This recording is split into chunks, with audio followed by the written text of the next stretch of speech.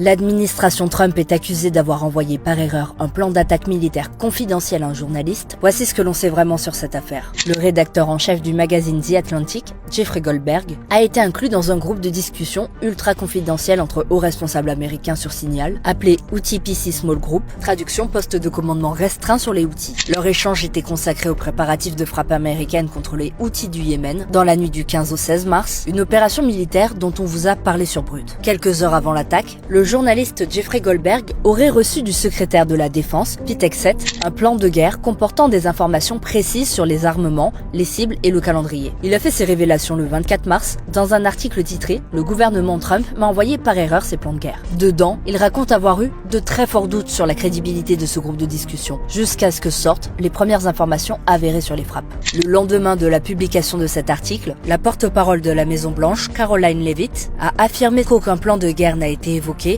et qu'aucune information classifiée n'a été envoyée. Le journaliste a expliqué s'être retrouvé sur ce groupe après avoir reçu une demande de connexion envoyée sur Signal le 11 mars de Mike Waltz, conseiller à la sécurité nationale de la Maison-Blanche. Au total, 18 personnes se seraient trouvées sur cette discussion, dont le chef de la diplomatie Marco Rubio, le vice-président J.D. Vance et le patron de la CIA, John Ratcliffe. Alors il faut savoir qu'aux États-Unis, l'utilisation des applications mobiles par les hauts responsables est encadrée par le département de la Défense. Ils n'ont pas le droit d'utiliser des services de messagerie comme WhatsApp ou Signal, car ils ne font pas partie des canaux approuvés pour l'échange d'informations relevant de la défense et de la sécurité nationale. La création d'une telle conversation pourrait donc avoir violé plusieurs dispositions sur l'espionnage, selon la nature des éléments réellement échangés. Plusieurs élus démocrates ont dénoncé l'une des fuites de renseignements militaires les plus stupéfiantes de ces dernières années et ont appelé à une enquête approfondie. Interrogé sur le sujet, Donald Trump a déclaré « Je ne sais rien de tout cela ».